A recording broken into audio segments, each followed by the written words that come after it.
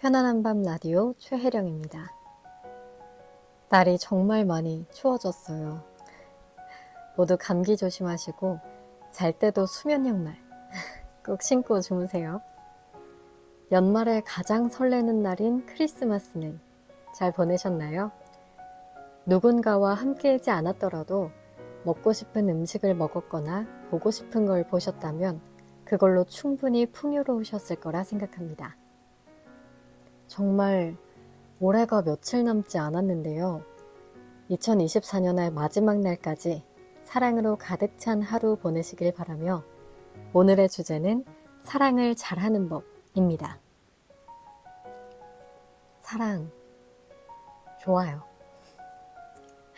사랑 좋잖아요.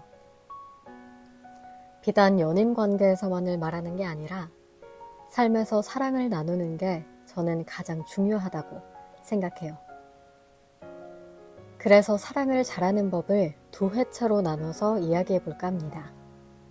이번 회차에서는 애인을 제외한 가족과 친구, 지인들 간의 사랑을 다뤄볼게요. 크리스마스는 지났으니까. 혹시 기대하셨나요? 사랑은 가장 가까운 곳에서부터 잘 형성되어야 한다고 생각해요. 그런 의미에서 본인, 나 자신이 먼저고 그 이후가 자주 보고 만나는 사람, 이야기를 많이 주고받는 사람, 그런 순서로 탄탄하게 형성되어야 한다고 생각해요. 물론 사랑은 바라는 대로 그리고 모두에게 공평하게 주어지는 건 아니지만 그럼에도 사랑이라는 건 정확한 기브 앤 테이크는 아닌 것 같아요. 받는 양만큼 줄 수 있는 것도 아니고 받은 양이 없다고 사랑을 주지 못하는 건 아니라고 생각합니다. 심지어 사랑을 잘하는 법을 들으러 오신 분들이라면 누군가에게 줄 사랑은 충분히 갖춰진 분들이라고 생각해요. 우선 본격적인 이야기에 앞서 모든 것들은 나를, 본인을 사랑한다는 전제에서 시작하셔야 한다는 점을 알아주시길 바랍니다. 언젠가부터 오글거린다 라는 말이 생겼어요. 제가 학생 때였던 것 같은데 그때부터 주변 사람들이 표현을 잘 안 하는 것 같아요. 쑥스러워하거나 낯간지러워하거나. 그래서 전 그 오글거린다라는 말을 좋아하지 않습니다. 우리의 진정한 마음을 전하는 걸 가로막는 것 같아요. 사랑은 표현해야 한다는 말이 있잖아요. 가까운 사이일수록 표현하는 게 더 어려울 수 있는데 그 벽을 좀 허물어야 할 필요는 있는 것 같아요. 저는 가족들은 물론 친구들한테도 표현을 많이 해요. 보고 싶다거나 목소리가 듣고 싶어서 전화를 했다고 얘기하거나 너로 인해 이런저런 부분이 좋게 바뀌었다거나 그런 말을 많이 합니다. 물론 나이가 들면서 말뿐인 사람이 될까봐 그런 걱정이 좀 되는 시기라 전처럼은 많이 못하고 있지만 가장 가까운 친구한테는 변함없이 하고 있는 것 같아요. 표현이 좋은 게 진심이 어느 순간엔 닿더라고요. 저의 가장 친한 친구는 저와 정말 정반대 스타일이에요. 저는 사람을 좋아하는 강아지? 사람 좋아! 너무 좋아! 뭐 이런 스타일인데 친구는 도도한 고양이에요. 올해까지로 계산해보면 11년이 넘은 친구인데 1년은 같이 살고 매일 연락할 정도로 가까운데도 불구하고 그 친구에게 직접적인 애정 표현을 좀 자주라고 해야 되나? 좀 들은 게 1년? 1년 됐나? 사실 제가 좋아하니까 한 표현이라 바라거나 기다렸던 건 아닌데 기분이 정말 좋더라고요. 그 친구뿐 아니라 제 주변엔 저와는 좀 다른 친구들이 있는데 전 영원을 믿는 사람이라면 그 친구들은 영원을 믿지 않는데요. 특히 인간관계에서요. 그런데 그 친구들이 제게 그런 말을 해주더라고요. 난 영원한 친구는 없다고 생각했는데 너랑은 그럴 수 있을 것 같아. 라는. 제가 대단하다는 이야기를 하고 싶은 게 아니라 표현의 효과에 대해 말씀드리고 싶었습니다. 사람의 마음을 바꾸는 건 결국 사람의 마음이니까. 비슷한 맥락으로 솔직하게 말하기. 이것도 중요합니다. 그리고 자존심 부리지 않기. 사랑하는 사람에겐 자존심만큼 부질없는 건 없다고 생각해요. 물론 상대도 나를 존중해줄 경우에. 고등학생 때인가? 그 제일 친한 친구와 다퉜어요. 분명 그 친구 잘못이었는데 이건 그 친구도 인정했던 겁니다. 제 개인적인 생각 아니에요. 그날 비가 왔는데 제가 어머니께 말씀을 드리고 친구 알바 끝나는 시간에 맞춰 어머니 차를 타고 기다렸어요. 그 친구를. 사과하려고. 나오는 친구한테 우산을 씌워주고 사과하면서 데려다주는 길에 그 친구가 그러더라고요. 본인이 먼저 사과하려고 했다고. 그 일이 왜 이렇게 선명하게 기억나냐면 잘했다고 생각해서요. 먼저 사과하길 잘했다고.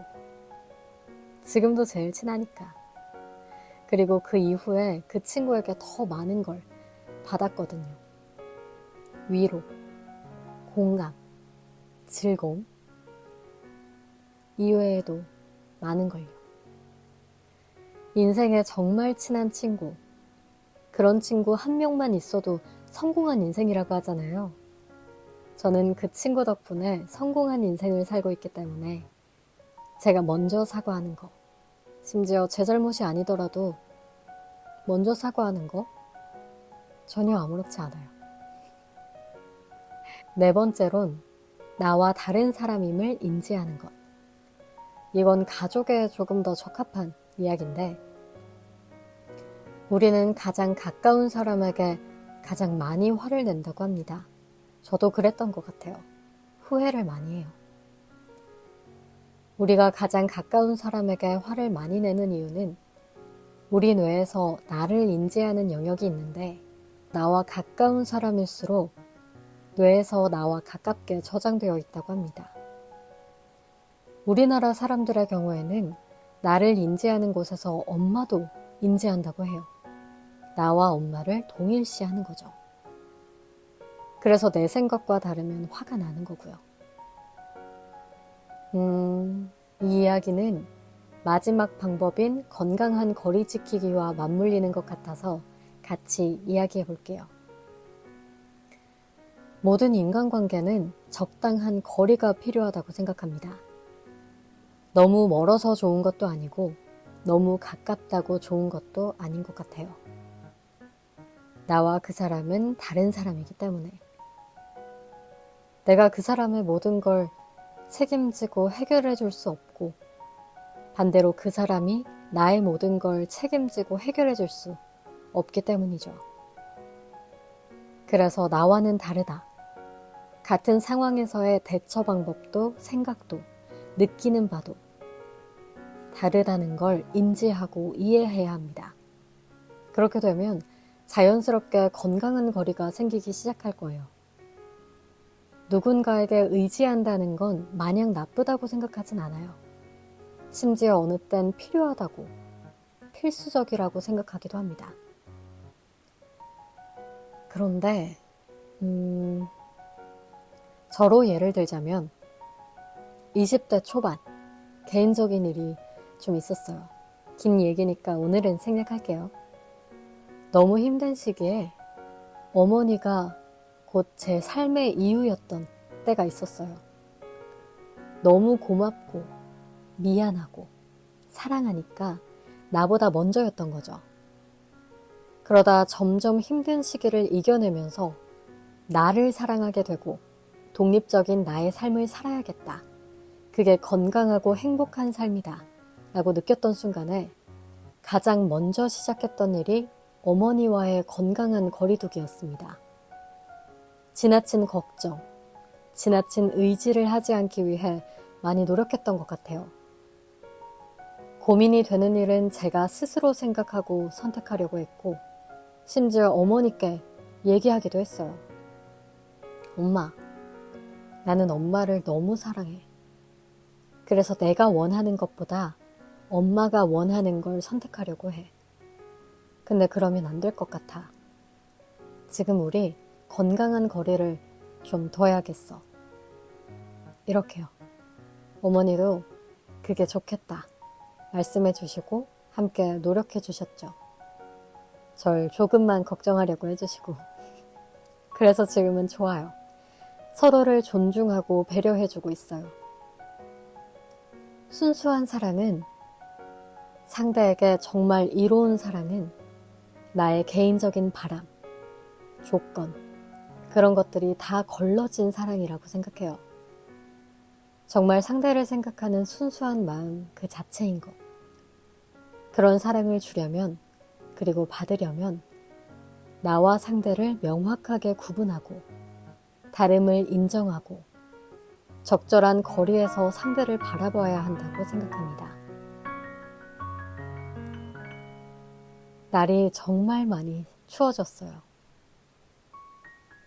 우리 마음만은 따뜻합시다. 사랑은 나눌수록 커진다고 생각해요. 충분히 나눠서 더 많은 사랑 받으시고 풍만한 하루하루를 보내시길 바랍니다. 편안한 밤 라디오 최혜령이었습니다.